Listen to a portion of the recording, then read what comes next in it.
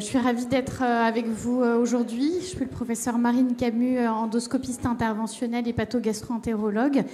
Et on va introduire donc cette session sur l'urgence digestive complexe, quel recours, avec le professeur Antoine Moncel, perforation œsophagienne hors caustique, étiologie et particularité de la prise en charge. À toi, Antoine. Bonjour Marine, merci beaucoup de cette introduction. Bonjour à tous. Merci beaucoup au comité réanimation de me donner cette opportunité de venir vous parler de cette thématique, donc des perforations œsophagiennes, donc hors perforation et lésions caustiques. Je n'ai pas de conflit d'intérêt qui interfère avec cette présentation d'aujourd'hui. Alors, les objectifs pédagogiques, ça va être de voir d'abord 3 vignettes cliniques qui sont des vrais patients, qui sont passés dans le service de réanimation à la Pitié-Salpêtrière, qui vous montrent un peu l'étendue du spectre de cette maladie qui est rare mais qui est létale, avec une mortalité qui est assez importante, avec une prise en charge qui n'est pas forcément bien codifiée, mais on va essayer de vous donner quelques clés. Ensuite, on verra l'incidence, l'étiologie et le pronostic de cette maladie, les stratégies diagnostiques, puis enfin les grands principes de sa prise en charge. Alors d'abord, 3 rappels clés de base avant de s'attaquer à la problématique des perforations de l'œsophage. Premier élément important, c'est que cet œsophage, c'est un organe très bizarre qui va traverser 3 espaces anatomiques, les uns après les autres, l'espace cervical, médiastinal, thoracique et puis enfin l'abdomen. Et l'autre particularité, c'est que vous avez plusieurs points d'achoppement ou de rapprochement anatomique extrêmement serrés avec des structures anatomiques qui, si elles sont lésées, elles sont probablement létales. C'est la crosse de l'aorte, à peu près à 23-24 cm des arcades dentaires. Et 10 cm plus loin, on a les veines pulmonaires et puis le mur postérieur de l'auricule gauche. On le verra dans un des cas cliniques présentés. Deuxième point de faiblesse de cet œsophage, c'est qu'il n'est pas bien vascularisé. La vascularisation artérielle est un peu faiblarde et ça va nous poser des problèmes en termes de réparation et dans les perforations, dans la chirurgie de l'œsophage. Enfin, troisième et dernier point, c'est un tube digestif qui est fragile. Il n'y a pas de protection à part une structure adventitielle extrêmement fine et puis c'est la musculeuse directe. Donc il n'y a pas de séreuse et il n'y a pas de méso. Quand on veut l'aborder, c'est compliqué, c'est un challenge pour les chirurgiens. Et puis nous, ça nous pose quelques problèmes, surtout aux patients, avec une voie d'abord potentiellement triple, la parotomie médiane, thoraco-basolatérale droite et puis cervicotomie gauche. Évidemment, les 3 voies ne sont pas du tout obligatoires. Alors, le premier cas clinique, pour vous ancrer dans le réel, il s'agissait d'un homme de 72 ans qui est pris en charge pour une détresse respiratoire aiguë, qui est intubé. Donc, on fait partir le GIEN à partir de cette date-là. Et puis, c'est un centre hospitalier général dans la Grande Couronne de Paris, et puis ils font un diagnostic de pleuropneumopathie à Proteus et Candida. Un peu bizarre d'avoir du Candida dans la plèvre, néanmoins, ils nous le transfèrent dans ce contexte-là. On le prend en charge, il est très grave, en défiance multiviscérale, vous voyez avec un IGS-2 extrêmement élevé, plus de 80% de chances de mourir, et on fait un scan opacifié dès l'arrivée, 1 heure après, et vous voyez ici, l'extravasation du produit de contraste qui coule dans le médiastin, complètement en extraluminal. Et puis, ça va couler carrément dans la plèvre. Vous voyez, ça, c'est la plèvre. Et puis, on le voit encore ici sur la coupe axiale. On voit bien le produit de contraste dans la plèvre. Et puis, surprise, un corps étranger qui est coincé dans le cul-de-sac costo-diaphragmatique droit. Je ne sais pas ce que c'est, mais en tout cas, on trouve ça bizarre. Et peut-être qu'il y a un lien avec cette extravasation. Il est opéré par le chirurgien, par une voie d'abord thoracique. Elle répare 2 énormes trous de 2-3 cm de diamètre dans l'œsophage, et une est trop vieille, trop vieillie, donc elle est intubée par un drain de Kerr, et l'autre est suturée. Et puis regardez, c'est une dent. La NAPAT nous répond qu'il s'agit en fait d'une dent avec une couronne, un amalgame, et puis un pivot qui a dû perforer l'œsophage. C'est pas trop comment c'est arrivé, mais en tout cas, on avait le diagnostic complet. Finalement, ce patient, il survit, il est trachéotomisé pour le sevrage, et puis il est décanulé, vous voyez, à J50. Ça, c'est vraiment un message, c'est des patients qui restent longtemps en réanimation, et puis finalement, il garde une séquelle de sténose multi-étagée de son œsophage qui est dilatée régulièrement, peut-être à Saint-Antoine, je ne sais plus. Le cas numéro 2, c'est une odynophagie post-ETO. C'est un patient jeune de 41 ans qui vient en cardiologie sur un SCA, STNEG, sur une FA mal tolérée. Alors lui, il va avoir une ETO, vous voyez, le 29 juillet, première ETO, ils n'arrivent pas à introduire du tout la sonde, le patient ça ne fonctionne pas, il force un peu. Bon, ils essaient le deuxième jour, le lendemain, sous anesthésie générale, ils y arrivent. Malheureusement, ils n'arrivent pas à réduire la F1. Et puis, à 4 jours, il ne peut quasiment plus parler. Il est aphone, il est aphagique, il bave, il ne peut plus rien boire et même pas avaler sa salive. On fait un scanner à J4, vous voyez, c'est la cellulite cervico-faciale avec l'emphysème sous-cutané, une latérodéviation de l'hypopharynx à la droite du patient, et puis il y a plein de collections de cellulite cervico-faciale, des collections, des abcès. Et donc il est opéré en urgence le jour même. Là, on ne voit pas de trou, c'est probablement inframillimétrique, invisible. En tout cas, c'est lavé, drainé, et on a une documentation de cette médiastinite et de cette cellulite cervico-faciale. Même topo, ce patient va être trachéotomisé finalement avec une gégénostomie d'alimentation. On en revient au topo de ce matin. L'alimentation, si vous n'alimentez pas les patients, ils ne vont pas anaboliser, ils ne vont pas cicatriser. Donc ça, c'est le nerf de la guerre. Et puis, il sera décanulé 1 mois plus tard. Vous voyez qu'il a quand même 41 ans. Il avait des réserves il est en très bon état général. 1 mois de réa. Et finalement, une sortie de réa à partir d'1 mois. Avec un scanner qui est évidemment beaucoup mieux. Il est guéri.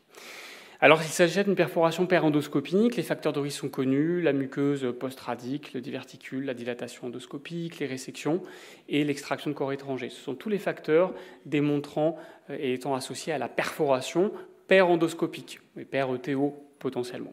La prise en charge, c'est on dérive avec une sonde gastrique, on pourra en discuter, c'est un peu provocateur, mais dans un certain nombre de cas, on peut arriver à mettre une sonde gastrique sous contrôle endoscopique avec l'aide des chirurgiens, des endoscopistes, agent strict péros, IPP antibio 7 jours, alimentation entérale et une stratégie qui peut être hybride avec une pose de stent œsophagien et puis éventuellement une chirurgie.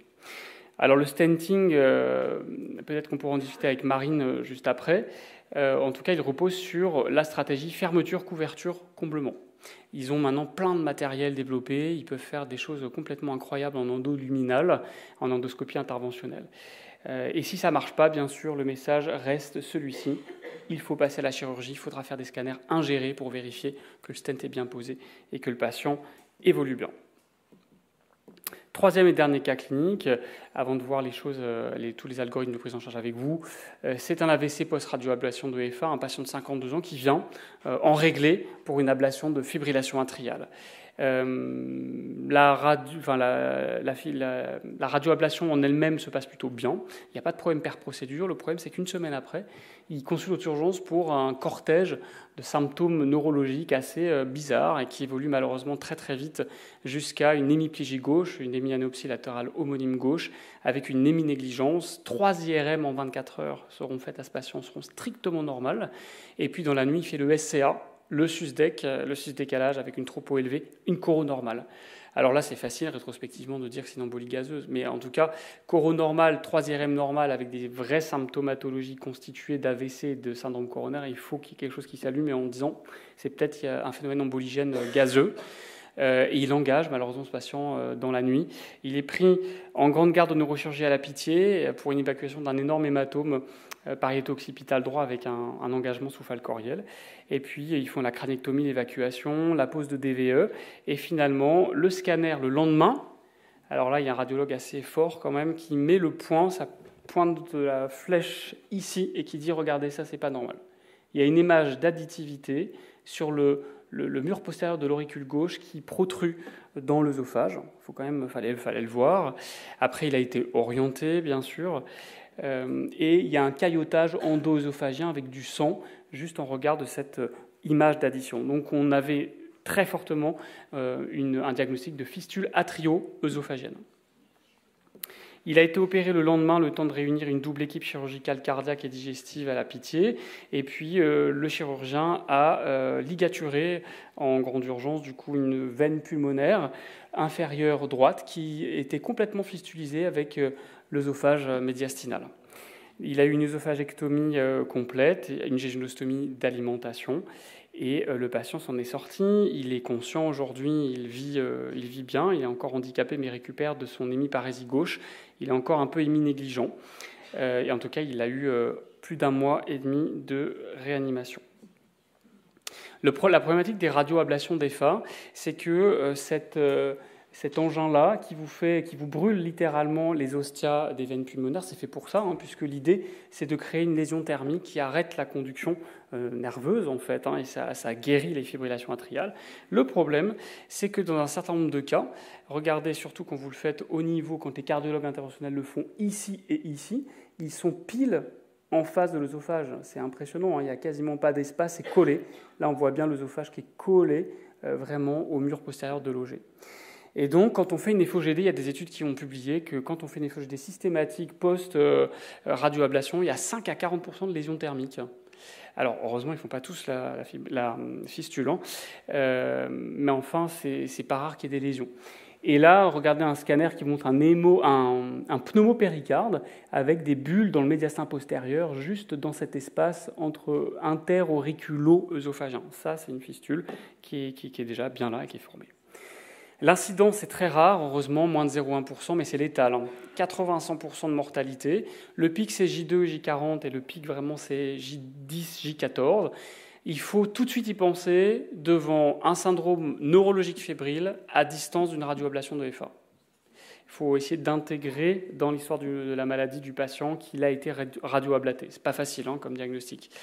Les facteurs de risque sont ceux-là.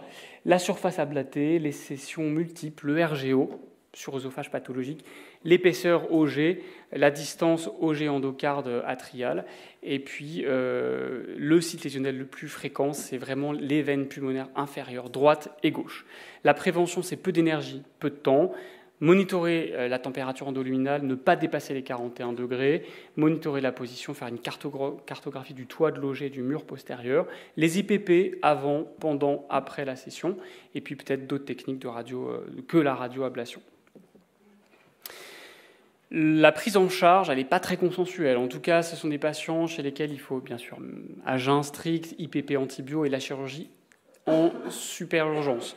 Avec 30 à 40% de mortalité, on passe de 80-100 à 30-40, c'est quand même très élevé. Il n'y a pas de consensus, soit on fait une exclusion diversion, soit une exérèse œsophagienne.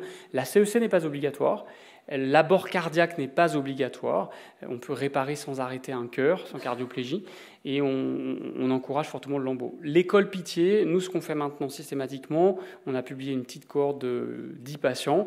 Ce qu'on fait, c'est ce qui a l'air de marcher correctement, on a plus de 90% de survie à 1 an, c'est œsophagectomie dans un premier temps, c'est traitement radical, c'est extrêmement délabrant pour le patient, avec une remise en continuité plus tard quand même, avec une coloplastie. Thoracotomie postérolatérale droite, suture de l'auricule gauche avec patch péricardique, plus ou moins ligature d'1 ou 2 veines pulmonaires. Alors maintenant, comment on fait pour diagnostiquer ces patients-là ? Eh bien, on a d'abord cette série suédoise de 900 patients qui nous dit que c'est un patient, enfin c'est un événement pour 100 000 habitants par an. Donc c'est très rare, heureusement. Là, je reparle de la perforation œsophagienne dans sa globalité. L'âge médian, c'est 69 ans. Ce sont des hommes dans la majorité, avec une mortalité à 3 mois qui est de 26%. Les facteurs de risque de mortalité, ce sont ceux que je vous ai mis en rouge. En gros, c'est l'âge, l'artérite, le cancer et, j'en oublie un, le cancer, je l'ai dit, et la BPCO, pardon.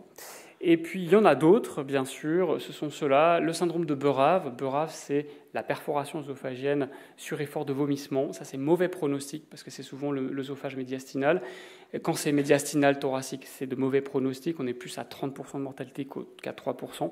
Et plus on tarde à diagnostiquer la perforation, plus le patient meurt. Ça paraît complètement logique, mais c'est démontré dans les études. Donc, les étiologies, c'est instrumental pour un patient sur 2, le Beurave, un patient sur 4 quand même, corps étranger 15% et traumatique 10% des cas. Les symptômes, c'est pas un diagnostic facile non plus, parce que les symptômes sont frustes, ils sont pas très spécifiques. C'est la douleur thoracique, douleur abdominale éventuellement, c'est la perforation abdominale, la dyspnée, le pneumomédiastin, l'épanchement pleural gazeux ou liquide, l'emphysème sous-cutané, l'état de choc. Et vous voyez, ce qui est intéressant ici, c'est que cette distribution de fréquence des symptômes peut varier en fonction du niveau anatomique lésionnel. Qu'est-ce qu'on fait pour le diagnostiquer? Eh bien, moi, je vous conseille de faire ça. C'est vraiment les examens complémentaires les plus utiles, les plus informatifs. C'est le scanner ingéré, dégluti si on peut. Sinon, avec une sonde gastrique, il faut discuter avec les chirurgiens, peut-être les endoscopistes, voir à quel niveau on met la sonde gastrique sur un patient intubé ventilé. Mais on peut se débrouiller pour faire une opacification cervicale haute. S'il y a un drain thoracique, il faut faire le test au bleu. On injecte du bleu dans l'œsophage, on se débrouille et puis on regarde si ça ressort dans le drain. Il faut doser l'amylase dans le drain thoracique et faire une FOGD sur des patients hyper sélectionnés avec l'accord des chirurgiens, etc. Le but, c'est d'affirmer la perforation, de faire le bilan lésionnel, quels sont les organes atteints de voisinage para-œsophagien, d'évaluer l'opérabilité, de déterminer votre stratégie thérapeutique. Quelques images quand même pour que vous arriviez à repérer bien ça.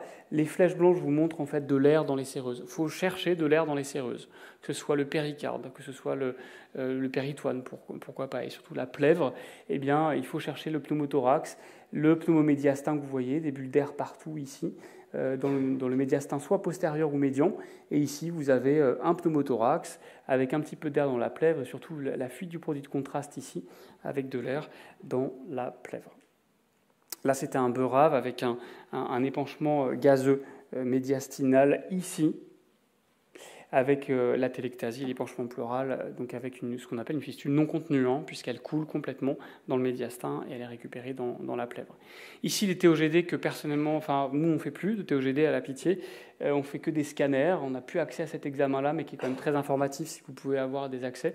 Là, voilà une fistule post-ingestion de caustique, et là, une fistule qui va dans la plèvre après un syndrome de beurave, après vomissement répété. Ici, c'est une perforation spontanée, mêmes images, avec une cellulite cervicale, avec de l'air partout et des collections. Et donc, c'était une cellulite cervicale avec également une extravasation du produit de contraste en blanc ici, que je vous pointe là. Là, pareil, une extravasation de produit de contraste dans le médiastin un peu plus inférieur avec le produit de contraste qui est bien visible. La fibroscopie, il faut vraiment sélectionner les patients chez lesquels vous voulez la faire. Il faut faire très attention de procédures à haut risque, évidemment, quand on a un trou dans l'œsophage. En tout cas, on peut topographier. Et les perforations sont quand même d'une distribution assez significative. Ça peut aller jusqu'à 5 cm de diamètre, la perforation. Et quand on regarde la distribution, c'est souvent supracentimétrique. Il ne faut pas penser que c'est des toutes petites perforations. Comment les prendre en charge? Alors, quand on regarde dans la littérature, on reprend notre série scandinave qui vient d'être publiée en 2022. Alors, eux, ils font 30% d'endoscopie, 12% de combiné endoscopie-chirurgie, 45% de stent œsophagien, prothèse œsophagien, je trouve que c'est beaucoup, 30% de drainage thoracique et peu de chirurgie en fait ouverte avec des résections. Vous voyez, c'est la minorité des patients. Qu'est-ce qu'il faut faire, vous, dès demain, si vous avez cette perforation œsophagienne dans vos réanimations? D'abord, il faut grader le patient. Où est la perforation? Est-ce que c'est cervical, thoracique, abdominal? Quelle taille est là? Comment est le patient? Les défaillances d'organes, les comorbidités, l'état nutritionnel? Et avec tout ça, on va aller développer un algorithme qui va tout à gauche de l'image vers un traitement médical pur, sans aucune chirurgie, ou alors à l'opposé, à droite de l'image, de la chirurgie d'exérèse avec une œsophagectomie. Vous avez un continuum de 5 à 6 à 8 attitudes possibles en fonction de ces paramètres-là. Ce sont des patients complexes qu'il faut staffer j'enfonce un peu des portes ouvertes, mais c'est hyper important comme message. C'est surtout pas un seul médecin qui va décider de ça. Globalement, si la perforation est contenue, on va aller vers un traitement conservateur médical. Maximum. Et si ça échoue, on va aller vers éventuellement endoscopie, éventuellement vers une chirurgie conservatrice qui va consister à réparer et à protéger par un lambeau, ou alors, bien sûr, on ira à la chirurgie non conservatrice d'exclusion de diversion ou carrément d'exérèse de l'œsophage. Quand c'est thoracique, on n'a pas la case médicale très souvent, et quand la perforation est non contenue, on n'a surtout pas le traitement médical. Quand c'est non contenu, il va falloir aller directement souvent au bloc opératoire, mais on peut passer par la case chirurgie conservatrice, et éventuellement, si le patient est trop grave ou en cas d'échec, on ira vers la diversion exérèse. Pareil en cas de perforation cervicale et abdominale, chirurgie conservatrice en 1, et si ça ne marche pas ou si le patient est trop grave, on ira vers une chirurgie type diversion, exclusion de diversion ou exérèse. Alors l'exclusion diversion, c'est ça, pour que vous ayez un peu une idée. On met une ligne d'agrafe dans l'abdomen sur cet œsophage-là qui est quand même réparé. Une œsophagostomie, vous voyez que c'est quand même très délabrant, donc on veut éviter de faire ça, mais parfois on n'a pas le choix. La gastrostomie de décharge et la jéjunostomie d'alimentation, cruciale pour que le patient cicatrise. On retourne au bout du continuum. Lorsque la perforation est bien contenue, que le traitement est très précoce, que le diagnostic a été fait très rapidement, que le sepsis est contrôlé, qu'il n'y a pas beaucoup de différences d'organes, on va pouvoir proposer un traitement médical. C'est le jeûne strict, les IPP, l'antibiothérapie, un drainage pleural lorsqu'elle est quand même pas trop contenue dans la plèvre, il faut quand même drainer, apporter des kilocalories, que le patient anabolise et cicatrise, lutter contre le catabolisme bien sûr, et on va contrôler par des scanners itératifs avec injection et surtout ingestion de produits de contraste à partir de J7. Par contre, lorsque elle n'est pas contenue, qu'elle est thoracique ou qu'elle est cervicale ou abdominale, on ira vers la chirurgie conservatrice en 1. Qu'est-ce que c'est cette chirurgie conservatrice ? C'est en fait la réparation, la suture et le renforcement par des lambeaux. Je vous montre des exemples. Voilà, des lambeaux cervico-sternocléido-mastoïdiens si la perforation est cervicale. L'idée, c'est de suturer, de protéger cette suture qui est quand même très inflammatoire et très fistuleuse. En thoracique, on peut faire plein de lambeaux, comme un lambeau intercostal, ou en abdominal, on peut faire l'équivalent d'un toupet ou d'un Nissan, en fait, avec une fondoplicature à 360 degrés sur la ligne de suture. Je vous montre un cas un peu particulier qui était le cas du patient qui a perdu sa dent dans la plèvre. Comme la fistule était trop tardive, quand c'est une rupture spontanée, enfin une perforation spontanée, on peut être à même à ne pas pouvoir réparer parce que si c'est trop inflammatoire, on a beau mettre des points, vous savez, dans une fistule, ça lâche. Donc c'est dans ce cas-là qu'on doit intuber par un drain de Kerr, par exemple, et c'est ce qui avait été effectué sur le patient que je vous ai présenté. En conclusion, c'est une pathologie qui existe, mais qui est clairement, je pense, une pathologie de centre de référence. Il faut transférer ces patients dans un centre de référence où il y a une vraie multidisciplinarité. Il faut un radiologue interventionnel, il faut un gastro-entérologue interventionnel, un chirurgien cardiaque éventuellement, et une réanimation qui est rompue à ce type d'exercice, et bien sûr des chirurgiens viscéraux qui sont rompus à cet exercice-là. Vous avez vu que la gradation de sévérité va dépendre si elle est spontanée instrumentale, du délai de prise en charge, du niveau lésionnel, du diamètre. Il faut faire des scanners opacifiés, c'est la clé du diagnostic, et transférer vos patients tout de suite dans un centre expert. La prise en charge, elle est ultra urgente. Vous avez vu le continuum. Je voulais bien expliquer. Là, il y a 2-3 diapos. Plus c'est grave, c'est ça qu'il faut retenir. Plus c'est grave, plus il y a des différences d'organes, plus l'inoculum est important et plus on va aller vers la chirurgie d'exérèse, un peu paradoxalement. Et plus c'est médiastinal et plus la médiastinite est très importante, plus il va falloir enlever l'œsophage.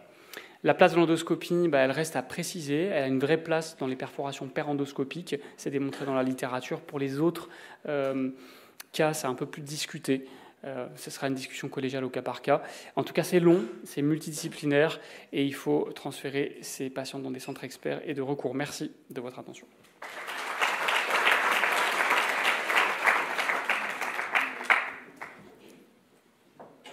On a peut-être le temps pour une question.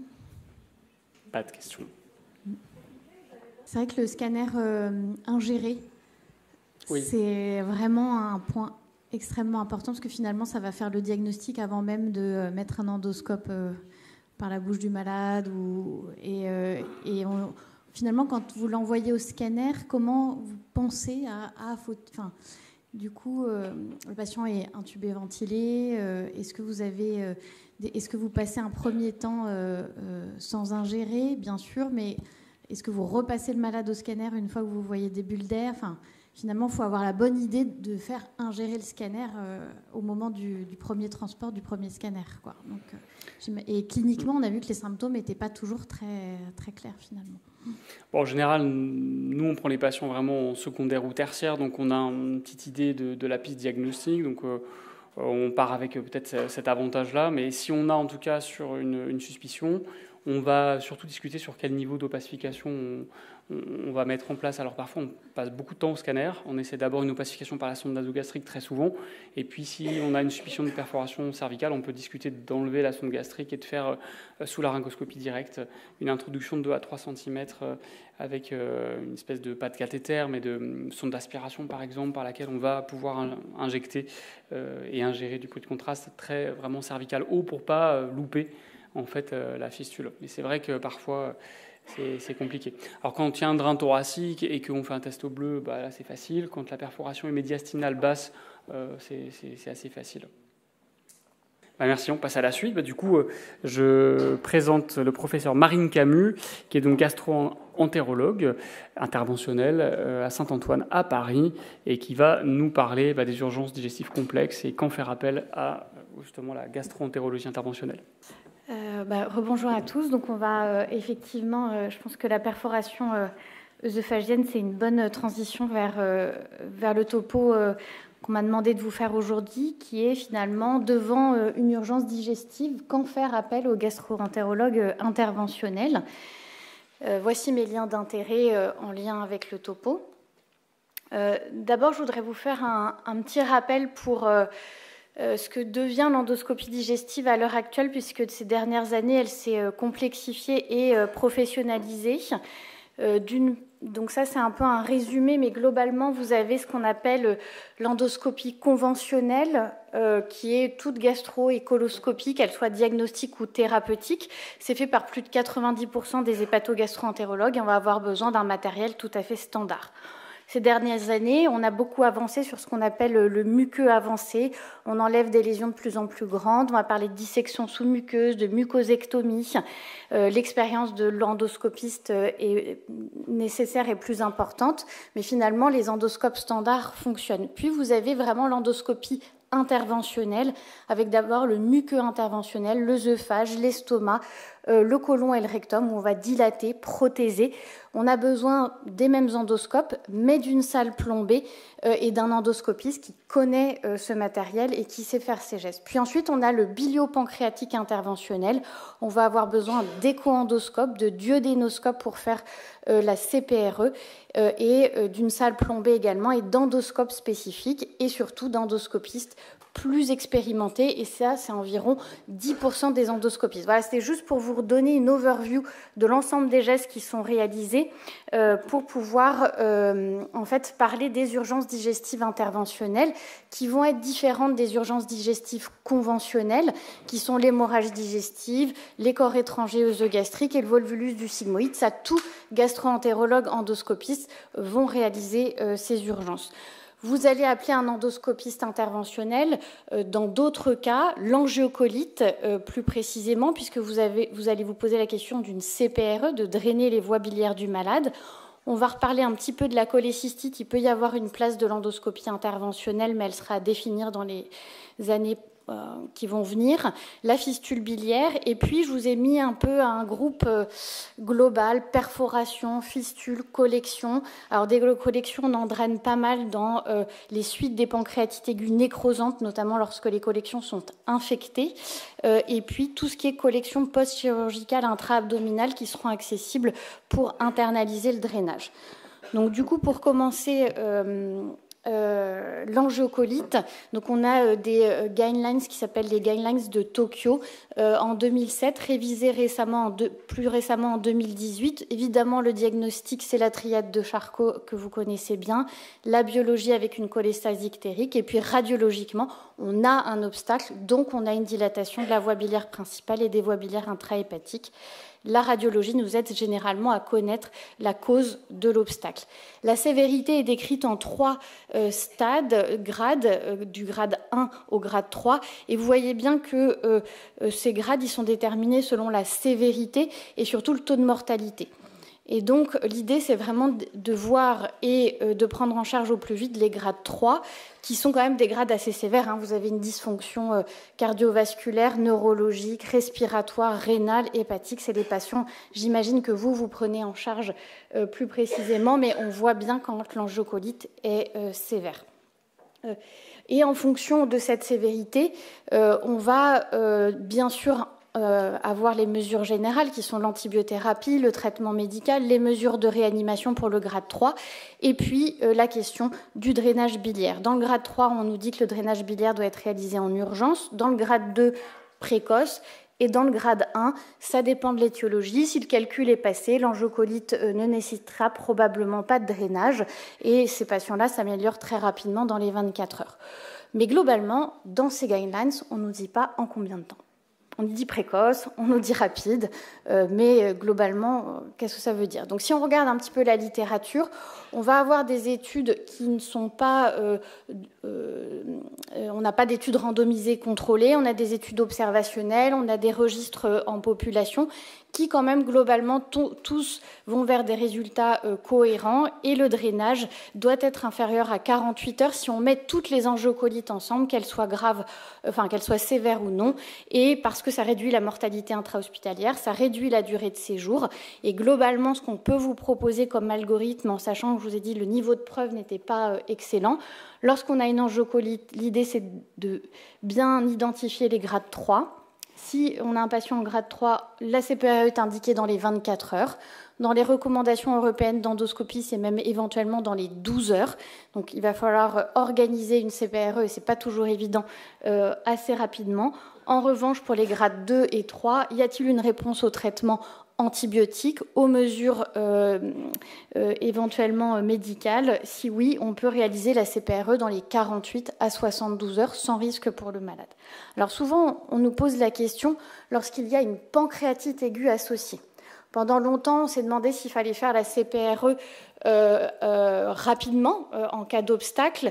Globalement, on va surtout maintenant réfléchir sur la présence ou non d'une angiocolite. C'est-à-dire qu'en cas de pancréatite aiguë biliaire, s'il y a une angiocolite associée, comme ce que je vous ai présenté auparavant, on va discuter la réalisation de la CPRE dans les 24 heures.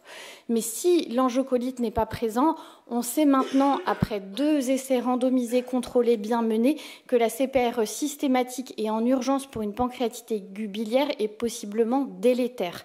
Dans la majorité des cas, les calculs vont migrer spontanément, la papille est extrêmement inflammatoire et on va prendre beaucoup plus de risques en faisant une CPRE précoce à ces malades qu'en attendant 48-72 heures que l'œdème papillaire passe. Et en plus, souvent, le calcul ou l'obstacle est passé spontanément. Donc finalement, en l'absence d'angiocolite... Ah, pardon, excusez-moi, je reviens. En l'absence d'angiocolite... Je ne vais pas y arriver, hein. Désolée. Y a-t-il des signes d'obstruction biliaire? Si oui, on va faire une bili-RM ou une écho-endoscopie pour l'affirmer et faire la CPRE uniquement si on a identifié l'obstacle. La cholécystite, je vous en parle très rapidement, mais globalement, on a une seule étude rétrospective qui évoque la possibilité d'un drainage par voie écho-endoscopique des patients. Vous le voyez ici en même temps que je vous parle. On est en écho-endoscopie, on voit la vésicule biliaire bien tendue et la mise en place d'une prothèse d'apposition, qui sont ces nouvelles prothèses sorties sur le marché il y a à peu près 3 à 4 ans, qui sont possiblement à mettre entre 2 organes, 2 collections, et ici à mettre entre la vésicule biliaire et le duodénum ou l'entre-duodénal, et qui permettent finalement d'internaliser un drainage et de pouvoir proposer ces procédures de drainage chez des patients qui sont évidemment contre-indiqués à la chirurgie, la cholécystectomie étant un traitement tout à fait possible et recommandé de la cholécystite.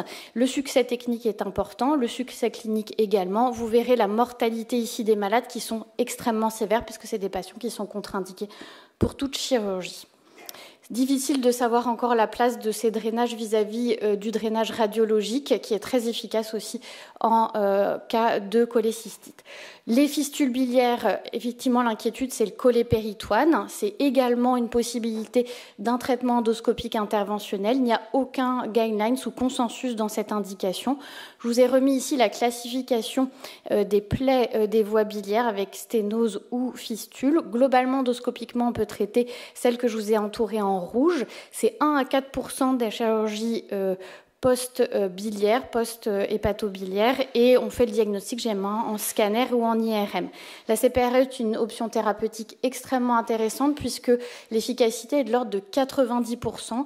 En faisant déjà une sphinctérotomie endoscopique, ça va rediriger le flux biliaire vers le duodénum et mettre une prothèse plastique ou métallique. Le timing de la CPRE est peu étudié. Ça va dépendre si le patient est drainé par voie externe ou pas.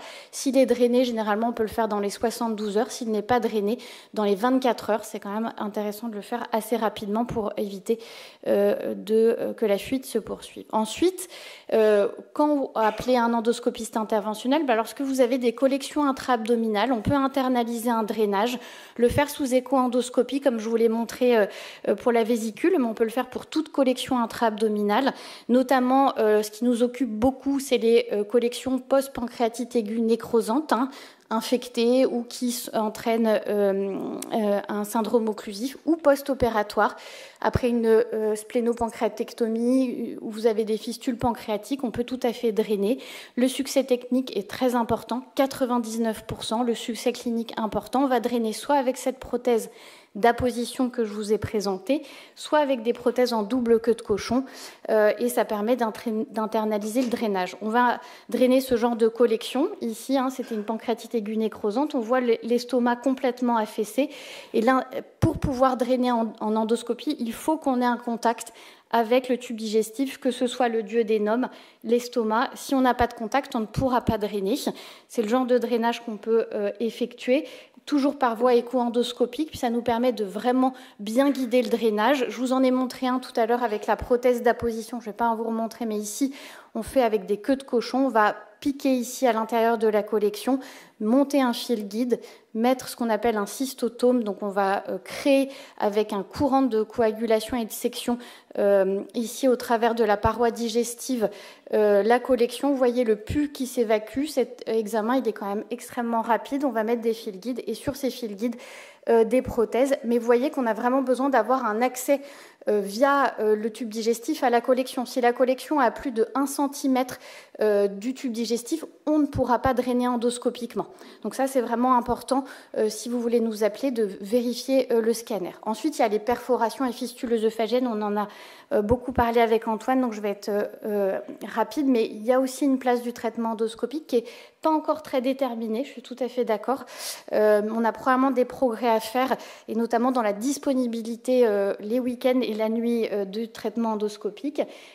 Quand c'est une perforation père-endoscopique, généralement on met une prothèse lors de notre geste pour fermer.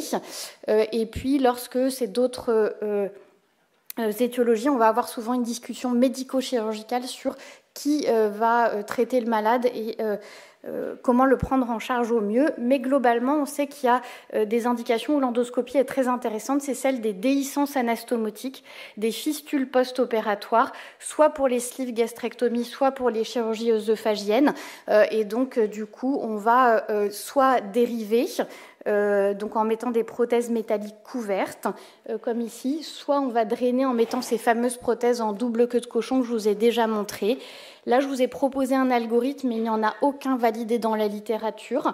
Et l'idée, c'est plus on va drainer ces malades précocement, comme ici, plus on va avoir un succès du traitement endoscopique. Et généralement, on dit qu'il faut les drainer au mieux dans les 20 jours qui suivent le diagnostic de la fistule et de la déhiscence. Et là, on a un succès de plus de 85 à 90% des cas. Et là, c'est pour vous montrer un cas où on a effectivement une fistule identifiée ici. Je ne sais pas si la vidéo arrive à se lancer. Alors, on va revenir. Voilà, merci. Je ne sais pas si ça fonctionne. Ça ne fonctionne pas? Non. Bon, voilà, c'était pour vous montrer la pose d'une queue de cochon dans une fistule de sleeve. Globalement, c'est très très efficace. C'est toujours au même endroit, probablement parce qu'il y a des phénomènes ischémiques post-opératoires. Mais globalement, on va les laisser au moins 4 semaines, vérifier le scanner dans un deuxième temps, toujours un scanner opacifié et ingéré, et ça marche relativement bien avec des toxucets et des complications très peu importantes. Donc globalement, vous, sur le scanner, vous voyez nos fameuses petites doubles queues de cochon ainsi, et c'est vrai que ça a vraiment changé énormément de choses en endoscopie. Donc en conclusion, on a de nombreuses indications, plutôt des bons résultats. C'est d'autres urgences que les urgences endoscopiques conventionnelles. Il faut le souci avoir un plateau technique dédié, l'expertise de l'opérateur et de son équipe. C'est pas seulement l'opérateur, mais c'est l'infirmière d'endoscopie, l'ensemble du matériel, le plateau technique. Et généralement, c'est réalisable un peu moins dans l'urgence que l'hémorragie digestive ou l'extraction de corps étrangers, mais ça demande une certaine organisation et une permanence des soins. Je vous remercie.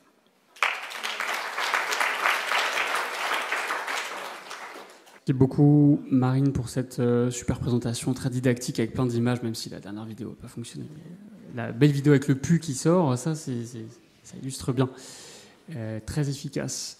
Y a-t-il des questions dans la salle ? Oui. Une question, mais très légèrement provocatrice peut-être. Y aura-t-il un jour à Paris, à la PHP ou en région parisienne, une permanence des soins sur la CPRE et les gestes biliaires ? Alors, il y en a eu une pendant quelques mois à l'hôpital Cochin, où effectivement on a réussi à organiser, alors pas les nuits, mais au moins l'ensemble du week-end, où on était déplaçable. Donc c'est tous les endoscopistes de l'APHP qui participaient, mais le patient était amené à Cochin, parce que comme il faut un plateau technique dédié, on ne pouvait pas, comme avec la grande garde d'endoscopie, aller d'un site à l'autre. Malheureusement, comme pour beaucoup d'entre nous, le PNM n'a pas forcément suivi, et on a dû arrêter cette garde par manque de PNM, mais on espère pouvoir la réouvrir dans les mois qui viennent. Donc c'est juste une histoire de PNM. On a les endoscopistes, le plateau technique, et évidemment les équipes d'anesthésie réa qui accueillent ces malades. C'est des angiocolites sévérissimes. Et on faisait à peu près 1 à 2 malades par week-end. Donc j'espère que ça va rouvrir. Pour rebondir sur la question qui a été posée, c'est justement, voilà, je suis de garde, par exemple, un vendredi, je débute ma garde, il est 23h. Alors c'est vrai que c'est une question peut-être un peu parisienne, mais je pense que ça peut se poser dans plein d'autres centres hors Paris. J'ai une angiocolite de grade 3, en défaillance multiviscérale avec un choc septique qui n'est pas contrôlé. Vraisemblablement, depuis 48 heures, les antibiotiques ne fonctionnent pas.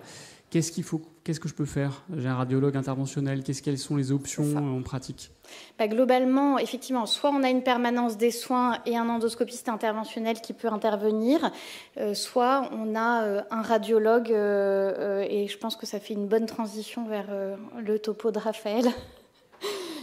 Voilà, mais heureusement qu'on a nos amis radiologues, effectivement.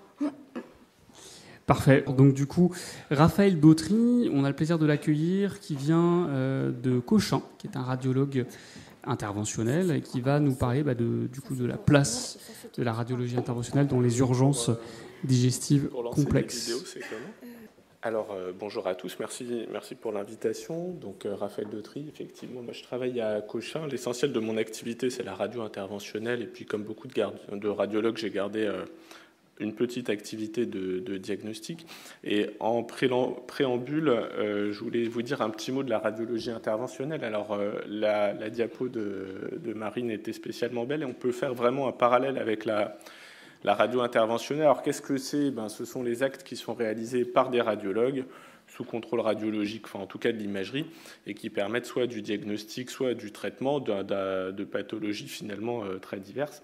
Alors ça représente à peu près 600 000 actes par an, ce qui est énorme, mais c'est comme pour l'endoscopie, c'est-à-dire que la grande majorité de ces actes sont en fait des biopsies superficielles, il y a toute la scénologie là-dedans, il y a toutes les infiltrations ostéo-articulaires, et finalement, si on s'intéresse aux actes plus lourds, on est probablement autour des 10-20% de l'activité globale. Alors, il y a deux conceptions un peu différente de la radiologie interventionnelle. Il y a une conception, je dirais, un peu française traditionnelle, qui est que les radiologues ont une spécialité d'organes et assurent à la fois l'imagerie diagnostique et interventionnelle dans le cadre de leur spécialité. Et puis il y a la conception anglo-saxonne, et qui est probablement celle vers laquelle on va évoluer de plus en plus, qui est que la radiologie interventionnelle, c'est une spécialité en fait distincte de l'imagerie diagnostique. Et aujourd'hui, on a en radiologie des docteurs juniors qui sont spécialisés en radiologie interventionnelle et qui, de plus en plus, vont se consacrer à ce type d'activité avec une vraie professionnalisation du métier de radiologue interventionnel. Alors, quand faire appel au radiologue interventionnel? C'est vrai qu'en commençant ce topo, je me suis dit, chouette, j'ai plein de choses à dire. Et puis, effectivement, il y a les thématiques de la journée, donc sur lesquelles on va revenir plus spécifiquement.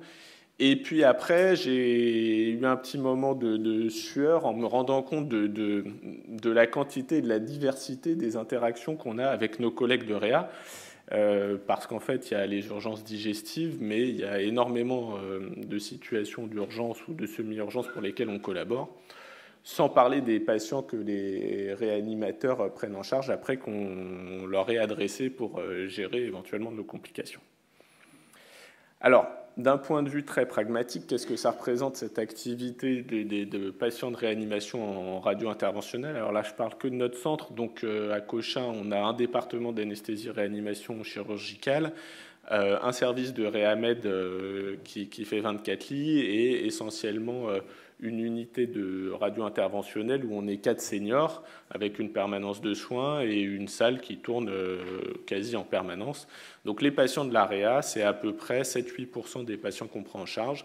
Et si on s'intéresse à l'activité vraiment de nuit profonde, c'est-à-dire entre minuit et 8 heures du matin, on voit qu'il y a à peu près un tiers des gestes qu'on fait, donc là on parle que de patients de réa quasiment, hein. Il y a un tiers de ces gestes qui sont en fait des drainages, alors soit des drainages profonds, soit des drainages biliaires ou urologiques pour des patients qui sont en choc septique. Et il y a les 2 tiers de l'activité qui sont de l'activité d'hémostase, et là on va retrouver les hémorragies digestives avec ou sans HTP, les hémoptysies, les hémorragies post-opératoires et puis tous les gestes d'hémostase, que ce soit post-trauma, hémorragie du postpartum, etc. Et donc ça, c'est en gros 1 à 2 patients par mois à Cochin qui est pris en charge vraiment dans le cadre de l'urgence absolue en nuit profonde en radio. Donc c'est à la fois régulier et en même temps ça reste une situation qui n'est pas si fréquente. Alors, on va essayer de procéder un petit peu en s'intéressant peut-être aux indications les plus typiques. Alors, il y a le cas de l'hémorragie digestive haute. Alors, je vous ai mis ce petit cas clinique. Hein, c'est une femme de 73 ans qui est en réa pour un choc hémorragique. Alors, elle a un tableau un peu particulier puisque c'est des lésions ulcéreuses disséminées de l'ensemble du tube dans le contexte d'une infection tuberculeuse. Alors, FOGD non réalisable, en tout cas, hémostase endoscopique a été jugée non réalisable par nos endoscopistes après une première FOGD, bien sûr, en raison de la multiplicité des lésions. Et finalement, cette patiente, elle nous a été adressée. Et donc, on voit bien... Alors, le pointeur, comment ça marche? Ah, voilà. Donc, on voit bien le saignement dans la lumière du duodénum, hein. Et puis, on va retrouver en artériographie, donc là, on est directement dans l'artère gastro-duodénale. Au pied de l'artère gastro-duodénale, on voit cette extravasation de produits de contraste qui correspond au saignement en scanner.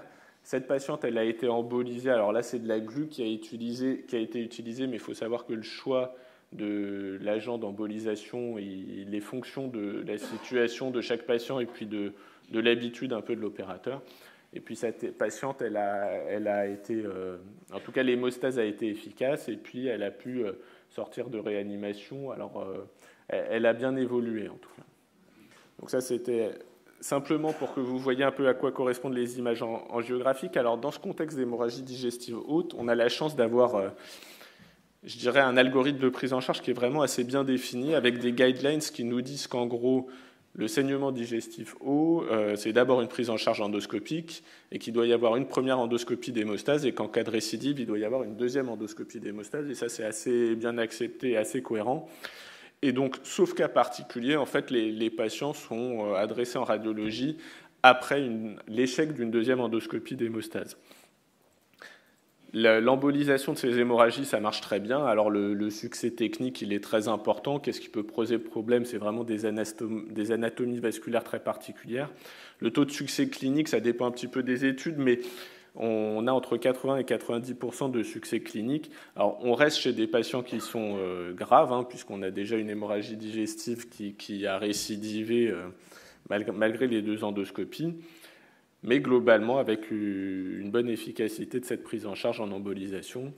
Alors les complications, c'est souvent, j'ai remarqué, un geste qui fait un petit peu peur, alors qu'en réalité c'est assez sûr comme intervention. Alors on va avoir les complications classiques de l'artériographie.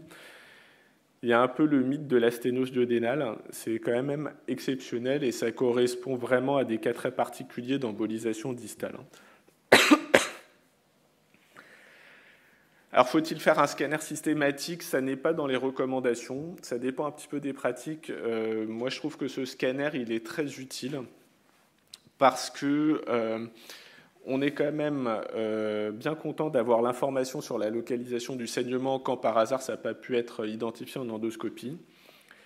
C'est souvent très utile d'avoir une cartographie artérielle et notamment de s'assurer de l'absence de sténose du tronc cœliaque vraiment très serré parce que ça peut remettre en cause la stratégie. Pourquoi? Parce qu'en fait, on ne pourra pas sacrifier de la même façon l'artère gastro-duodénale chez un patient dont la vascularisation hépatique et splénique est assurée par cette artère gastro-duodénale du fait éventuellement d'une sténose du tronc cœliaque. Donc là, il y aurait une discussion supplémentaire à avoir. Et puis, ça permet parfois d'écarter une lésion vasculaire de type faux anévrisme qui nécessiterait peut-être une approche un peu différente. Peut-on emboliser sensible en artério? C'est ce qu'on appelle l'embolisation empirique. La réponse, c'est oui. C'est-à-dire qu'en fait, on dit embolisation empirique, mais ce n'est pas si empirique parce qu'il y a une cible en endoscopie ou une cible au scanner. Et donc, on sait qu'on peut boucher l'artère gastro-duodénale ou l'artère gastrique gauche chez ces patients avec une efficacité sur le saignement qui sera comparable à ce qu'on a en cas de saignement visualisé en artériographie. Alors, l'hémorragie digestive basse, c'est nettement plus rare. Donc là, le cas d'un patient qui a fait un choc hémorragique sur un saignement colique. Alors, on ne voit pas très bien le saignement, mais c'est les vraies images, hein, et il était là. Et en fait, le saignement, il correspond ici à cette fuite sur une branche très, très distale de l'artère iléo-séco-appendiculaire, donc vraiment dans le sécum. Hein. Et c'est pour vous montrer que l'embolisation... Ah, c'est pas l'école qu'on voit, je n'ai pas mis la bonne... Donc cette artère, on a pu la cathétériser de manière très sélective. Ici, on voit bien le saignement. Et le résultat final, c'est ça. C'est-à-dire des cols qui sont hyper sélectifs et qui permettent de faire l'hémostase du patient. Et là encore, un patient qui évoluera bien. Alors, la place de l'embolisation dans l'hémorragie digestive basse, finalement, elle est relativement bien définie aussi. C'est chez le patient qui est instable, parce que chez le patient stable, on aura tendance on va favoriser une prise en charge endoscopique ou éventuellement chirurgicale suivant la cause du saignement. Là, le scanner, il est évidemment indispensable parce que localiser le saignement en artério, ça peut être extrêmement difficile et puis c'est assez aléatoire. Ces saignements, ils sont souvent intermittents. Il y a quand même... Alors, moi aussi, j'enfonce quelques portes ouvertes, mais c'est vrai que ça nécessite une discussion multidisciplinaire, en particulier avec la chirurgie. Alors, il y a aussi l'idée que quand on fait de l'embolisation digestive basse, il y a un risque d'ischémie. Ce risque d'ischémie, il est directement lié au site d'embolisation, c'est-à-dire que ces embolisations doivent être le plus sélectives possible. Moins on est sélectif, plus on risque d'entraîner une ischémie qui devra à son tour être prise en charge chirurgicalement. Alors, ça marche très bien, avec un succès technique qui est relativement élevé et un taux de récidive précoce qui est relativement faible, en tout cas moins de 20%. Les complications majeures, là encore, sont pas si fréquentes que ça, et le taux de succès clinique chez ces patients qui sont relativement graves quand même est autour de 75%. Donc c'est une stratégie qui fait, je dirais, un petit peu peur souvent, qui pour autant qu'elle ait été bien définie et que le site de saignement soit bien identifié est très efficace. Alors, on va passer un petit peu à l'HTP. Alors, je vais revenir simplement sur les indications de early tips. Ça a déjà été dit lors de la session précédente. L'article de 2010 de Garcia Pagan dans le New England, finalement, il a été confirmé par au moins un autre essai randomisé contrôlé de 2019 avec des résultats assez comparables.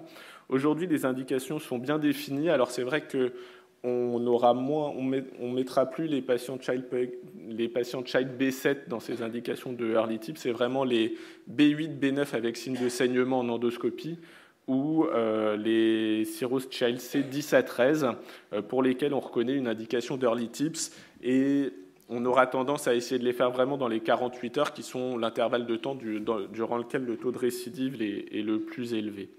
Et il n'y a pas de contre-indication réelle aux early tips aujourd'hui, que ce soit l'encéphalopathie hépatique, l'ictère ou la défaillance hépatique. Évidemment, une fois de plus, c'est des indications qui sont discutées avec les réanimateurs, avec les hépatologues, parce que malgré tout, ce sont des patients graves avec un taux de complication en particulier d'encéphalopathie hépatique qui est assez important. Alors le rescue tips, finalement, c'est plus simple, hein.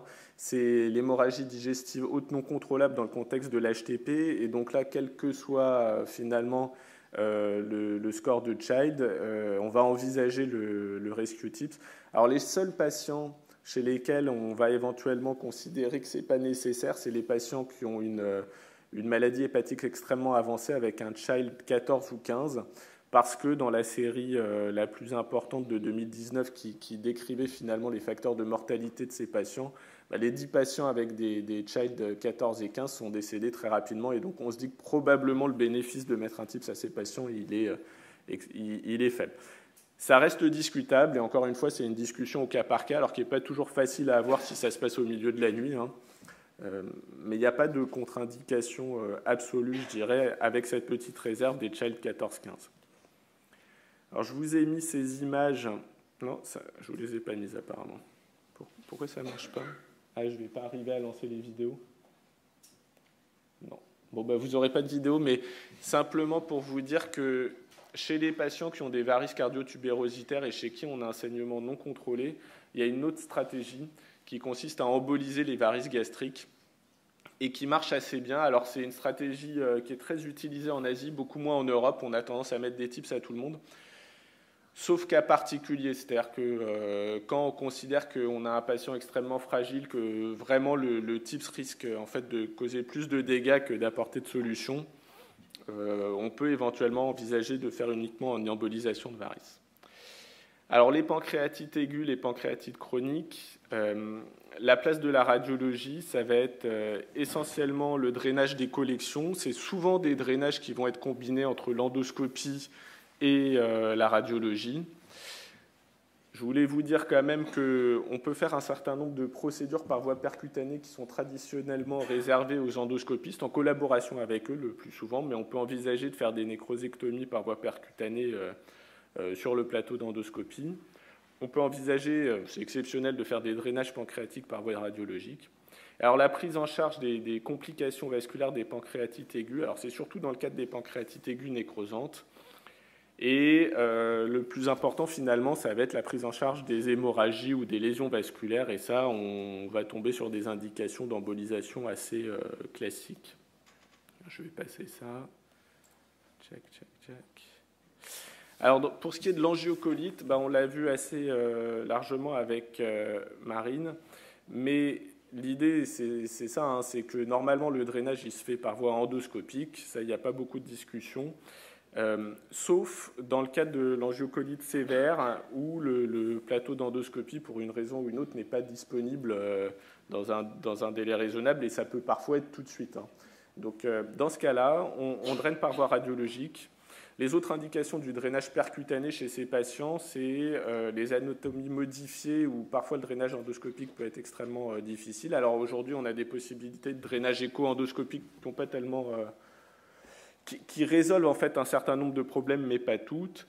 Et puis, sachez qu'on peut faire du drainage biliaire sous anesthésie locale. Alors, c'est vrai que l'angiocolite sévère avec contre-indication à l'anesthésie, on commence à être dans un cadre un peu extrême, mais En tout cas, on peut le faire. On peut éventuellement aussi drainer les voies biliaires par la vésicule, ce qui a le mérite d'être extrêmement simple et rapide. C'est-à-dire qu'un patient qui a un angiocolite qui est extrêmement fragile, qu'on ne peut pas déplacer, on pourrait tout à fait envisager de lui mettre un drain dans la vésicule au lit du malade au milieu de la nuit pour essayer de contrôler un sepsis dans l'attente de lui proposer une solution plus pérenne.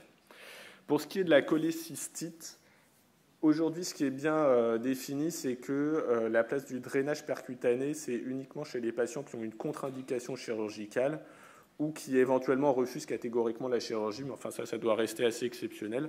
Chez les patients considérés à haut risque, ça a été assez bien démontré que la cholécystectomie reste supérieure au drainage percutané, notamment en termes de complications.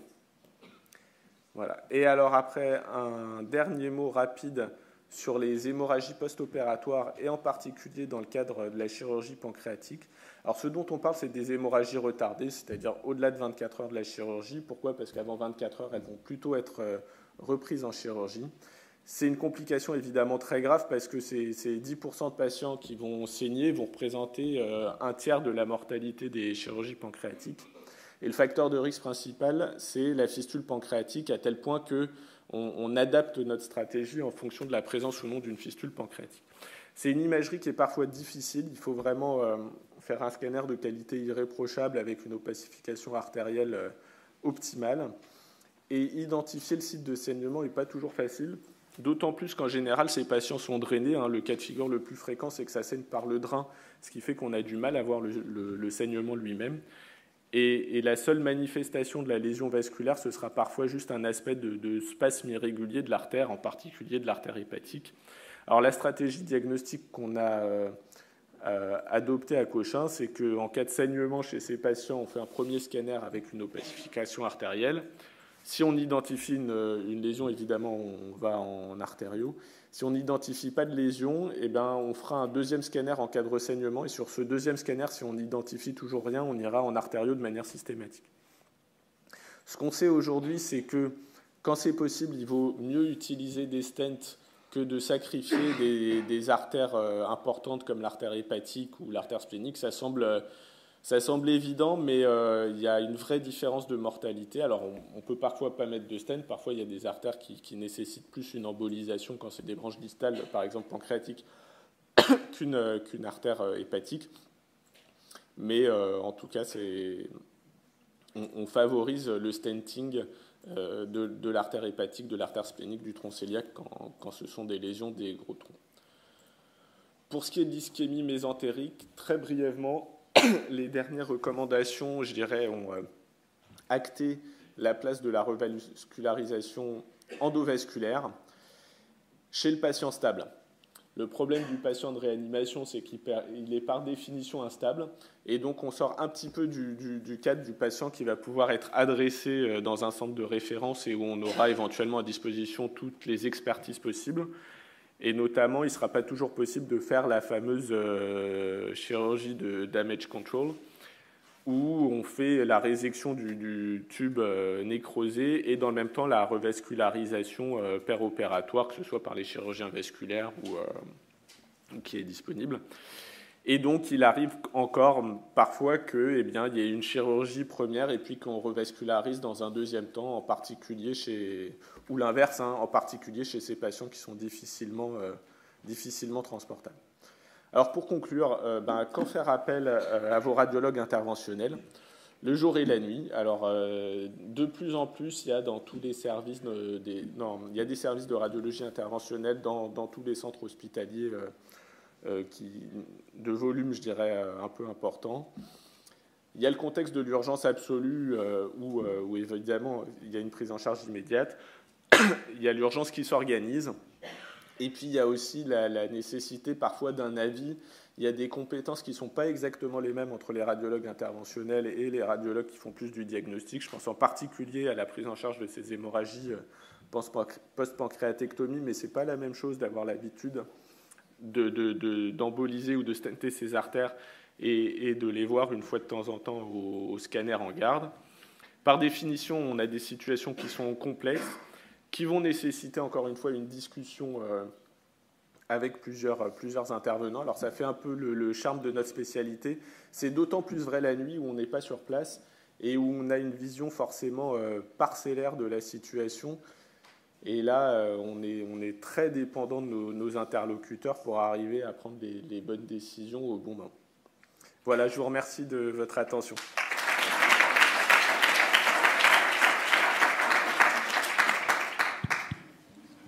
Y a-t-il une question pour Raphaël? Oui.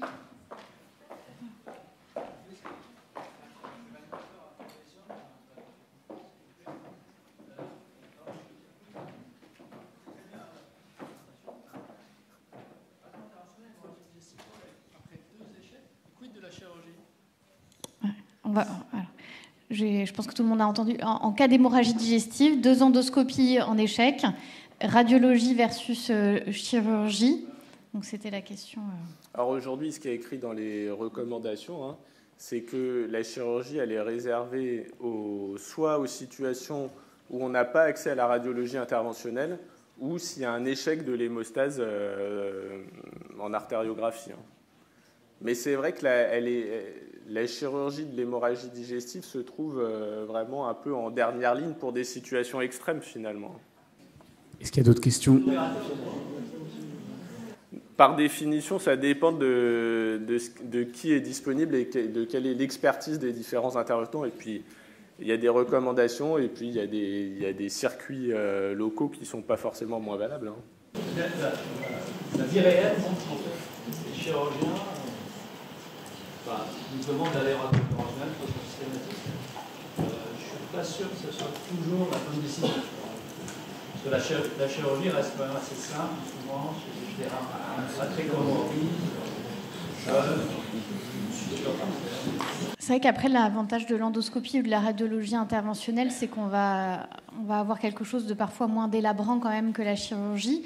Et c'est vrai que plus on avance, moins nos chirurgiens ont l'habitude aussi de prendre ces hémorragies digestives en urgence. Et donc, globalement, je pense que les radiologues interventionnels ont de plus en plus l'habitude. Déjà, quand ils arrivent chez vous, je ne sais pas comment vous faites, parce que nous, on a déjà essayé au moins 2 fois. Donc, je pense que parfois, ils arrivent dans des états assez complexes.